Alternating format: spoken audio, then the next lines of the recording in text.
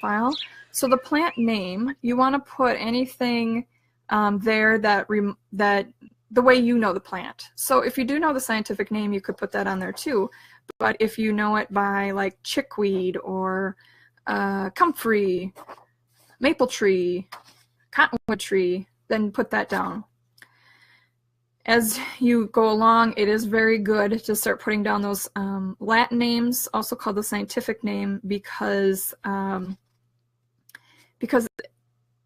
we have historical books of people who've written down medicinal information about plants, and if they use the common name like chickweed or comfrey, then sometimes that doesn't always translate to what we're using in 200, 500,000 years later. We may have given it a different common name, and a common name is kind of like a nickname for the plant, something easier than Thuja occidentalis or something like that.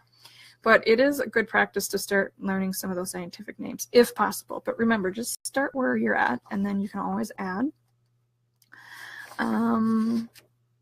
So then herbal actions and indications is up here. So herbal actions is the thing that the plant does. So if a plant has a lot of calming qualities, then it's called a nervine or nervine, or an anti-xyolytic. So that's what their herbal action is. There's many, many names for herbal actions. That's the kind of thing that gets really, kind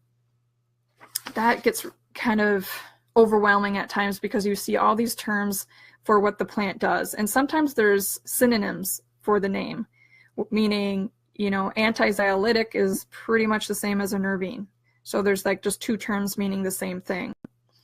Don't get too hung up on that. And I do have a solution for that in my e-course and my workbook. But when you're first starting out, or you may have been doing this for a long time and you're still stuck on some of those terms, just get to know some of the terms slowly over time. So herbal action would go here. So if, let's say I had the plant name here of chamomile, then I would look up what's the herbal action of it. And like I said, nervine, nervine, anti-xyolytic, those are the terms for chamomile. Indications means what indication of physically, mentally, spiritually would you have that would direct you, point you to this plant. So an indication that I would need chamomile is maybe I'm feeling nervousness, or I'm having trouble sleeping. So that indicates which plants that I need to have. So that's what you can put here in this box.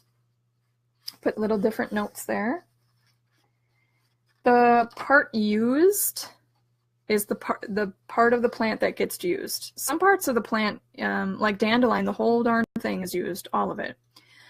Though there's certain parts of it that may be a little bit more medicinal than the other parts, and you can put all that on there if you want. So for chamomile, we would put that the flowers are what is used for this plant when it's used. Sometimes the leaves get in there too, but the main thing is the flowers. There is essential oils of chamomile, so you could put that down too for part used as the essential oils. And German chamomile is usually the one that we use for teas. That's most common for German chamomile. And Roman chamomile, it's generally used as an essential oil, and it's found a lot in